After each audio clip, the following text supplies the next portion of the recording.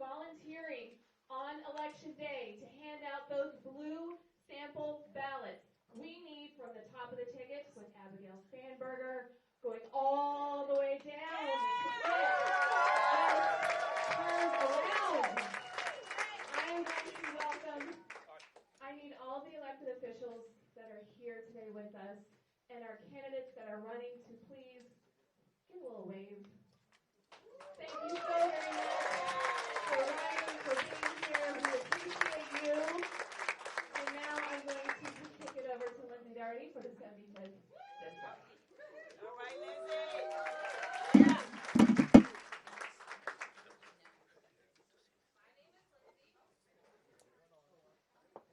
My name is Lindsay. I'm running in the 75th House Delegates District. That includes the eastern part of Chesterfield, all of Hopewell City, and the northern part of Prince George County. It is one of the most competitive seats in the entire Commonwealth and by default the country this year. And so I'm really honored to be here today with you guys. I'm really honored to be on this journey. I'm a second-time candidate for this seat. I have been organizing and activating in this district for the better part of a decade. And I really think that this year, with your all's help, we are going to finally flip this seat.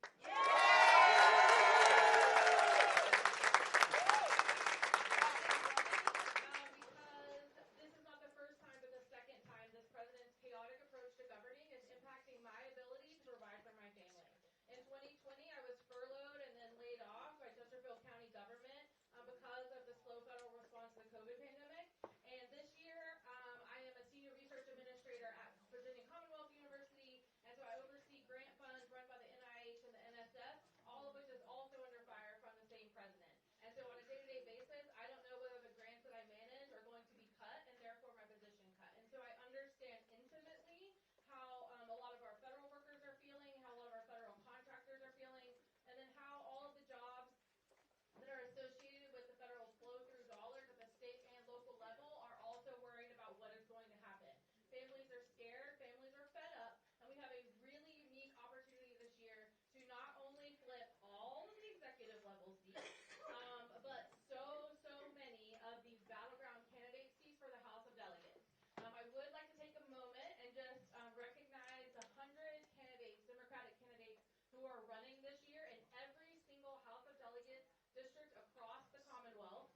But 80% of those seats, 80 out of the 100 people who are running are women on the Democratic side.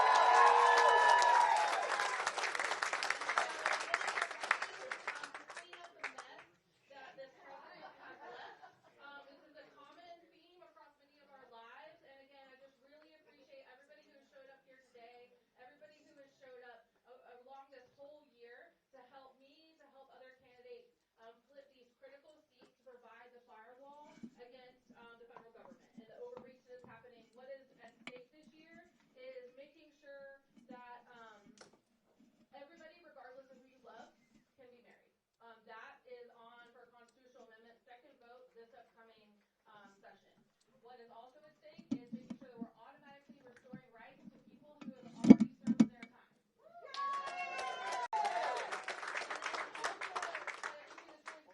Is making sure that all women have access to reproductive health care and guaranteed care.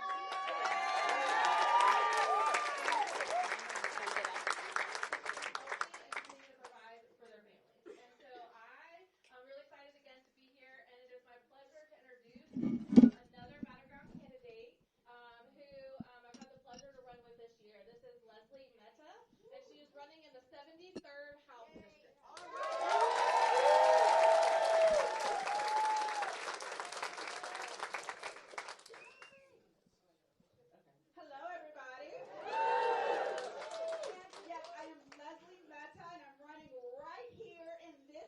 Where we're standing now. In a few days, right? I'm very excited, and I'm excited to be here with Lindsay and Amy and our next governor. Sit down. I've known Abigail for quite a while now. Yeah, and so when I was the legal director of the ACLU of Virginia, where I was taking on Trump and winning. Woo! Yes. Oh, yeah.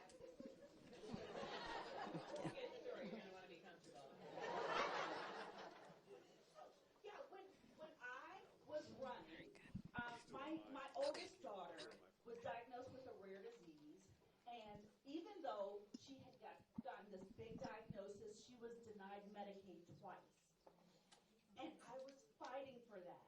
And it'll sound familiar to many of you because we know that Medicaid is on the chopping block as of next year. I was fighting for that. I was fighting for her education. And during that time, I met a first-time candidate. I think his name is Abigail Spanberger.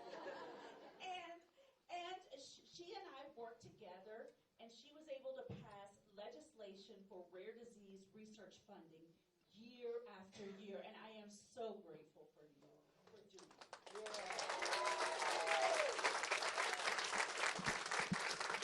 She has been a fighter for a very long time. You guys know her bio, but I will tell you a little bit about her heart.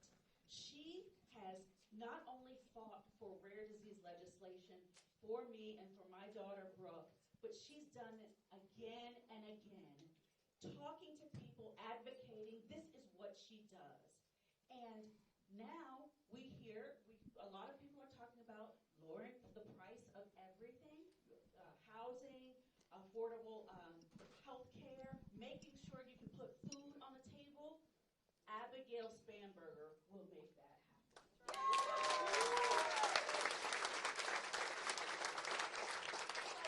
This is why it is so important. I know you guys are plugged in, but make sure in this final stretch you get out and you talk to your neighbors.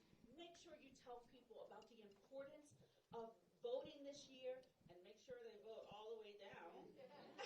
And let's do this. And now I have the distinct honor and privilege, whatever the word is, to introduce my friend and our next governor, Abigail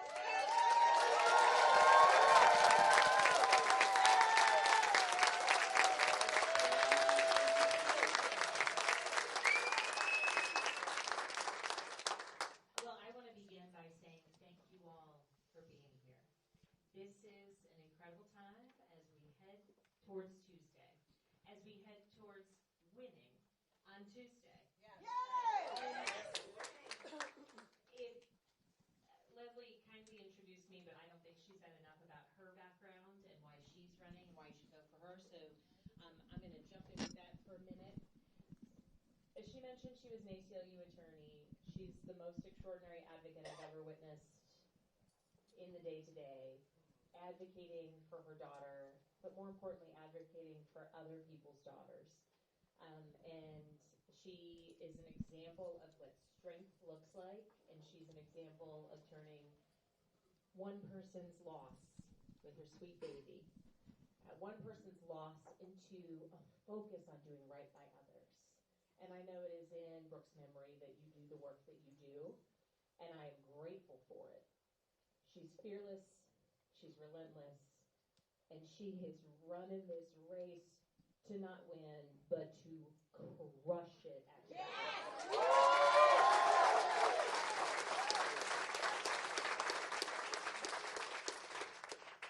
And Lindsay, I am so glad that you decided to do this again, because sometimes you have to build up a bit of momentum, and sometimes it takes a little bit longer to build that momentum.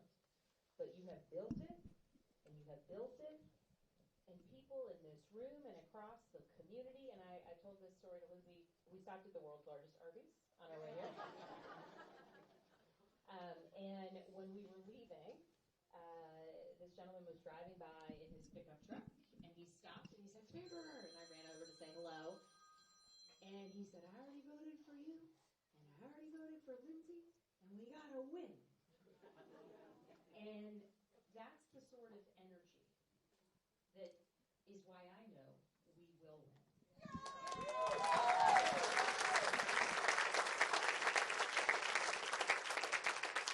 Lady, thank you for all that you do, because sometimes it is a difficult thing. In Virginia, where we have elections every single year, to try and organize people to volunteer and canvass and work the polls and donate money and make phone calls and write postcards. And in Virginia, we have elections every single year, so it is an annual event. So I thank you for your steadiness, for what you do for me.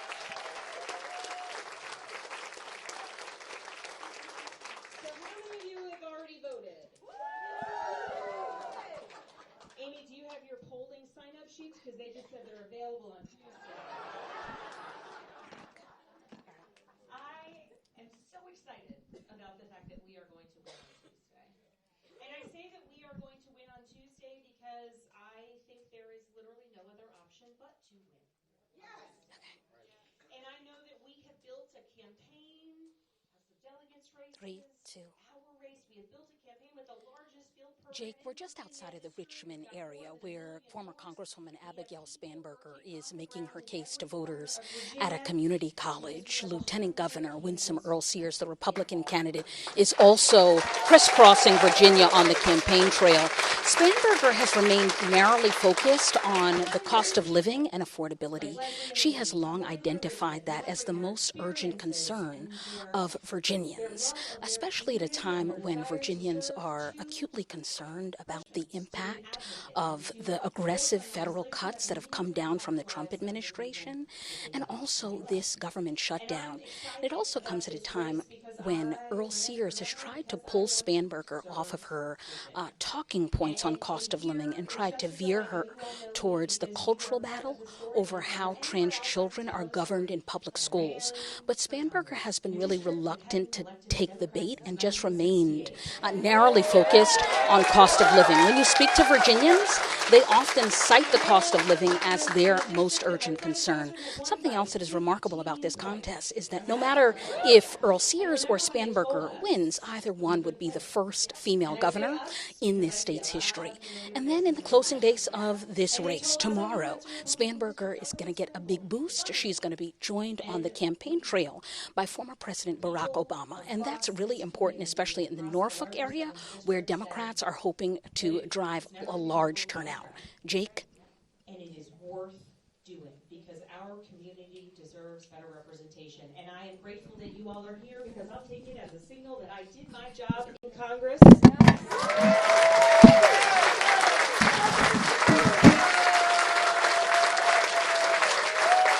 And I will continue to serve this community and all of Virginia's communities in Richmond. And the challenges that we are facing at this moment, they are great. They are difficult. Whether it is the initial kind of onslaught of DOGE attacks on the federal workforce that began at the beginning of the year, whether it's the chaos of the trade policy that's raising costs on all of us, or that's closing off markets through the retaliatory tariffs for Virginia's farmers and producers, whether it's the increases for inputs for farms and for small businesses, or rising costs of Halloween costumes and most assuredly holiday presents and chocolate. I feel you. I feel your pain. And coffee.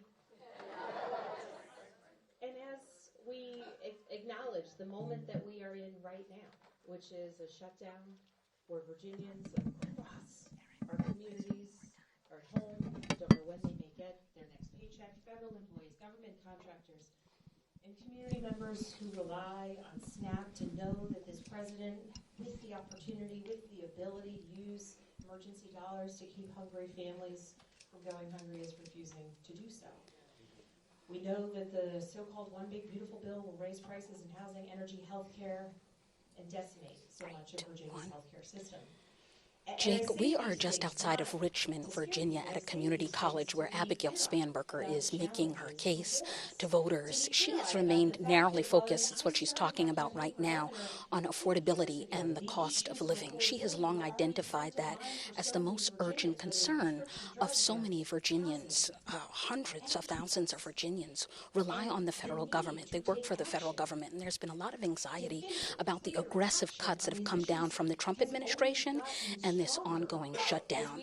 And her opponent, Lieutenant Governor Winsome Earle-Sears, has tried to pull her off of her talking points on the cost of living and steer her into this cultural battle over how trans children are governed in public schools.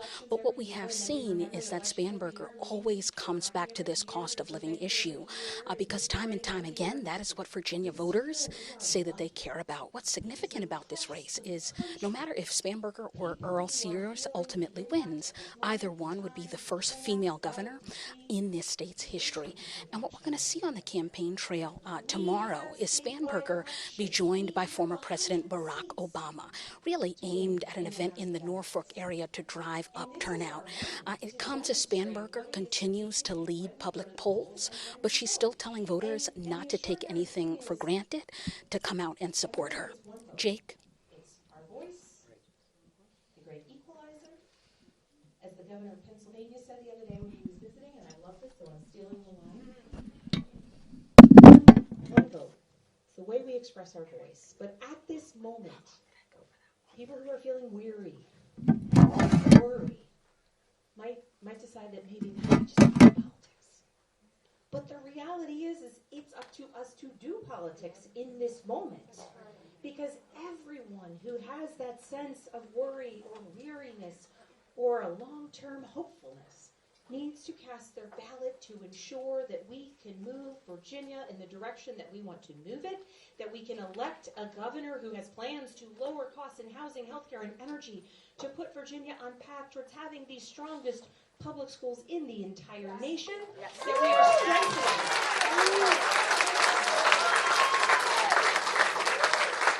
strengthening our community colleges and our public universities here in Virginia that are not just drivers of innovation and preparation for a generation, but in fact they're essential to Virginia.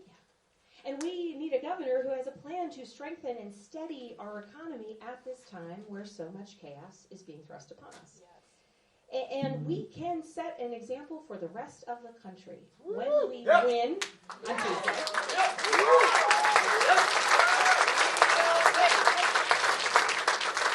But more importantly, when we start to govern in January.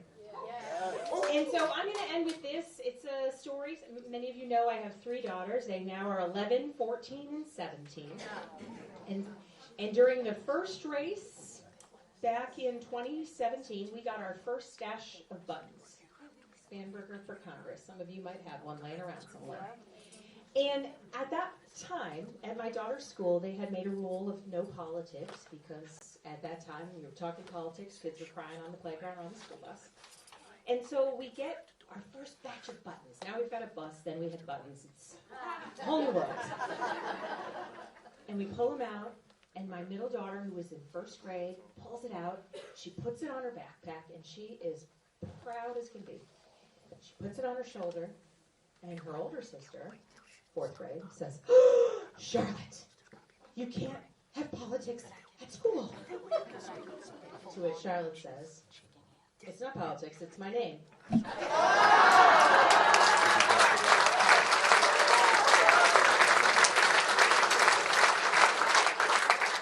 And I tell that story because for her, politics is actually her name. But the takeaway for me is that politics is in everything. For her, in her name, for the rest of us, in everything. In the schools our kids attend, in the educational opportunities that exist, in the healthcare that we do or don't have, in the prescriptions we can or can't afford, in the air we breathe, the water we drink, the roads we drive on, the broadband we do or don't have. Everything comes down to who is making decisions at the local level, the state level, and the federal level. And so we are in this final rush towards Election Day to make sure that people all across Virginia know that at this time, when everything is political, we are asking them to cast their ballots to ensure that those of us who want to work tirelessly, relentlessly, to do right by our fellow Virginians, that we have the opportunity to do that. We are clear-eyed about the challenges, but we are focused in what it's for. And so I am so excited about what we will achieve, and I am just asking you, please ensure every friend, every family member, everybody you know gets out to vote. Last day of early voting is tomorrow, and Election Day is Tuesday. Are you ready to win? Yes!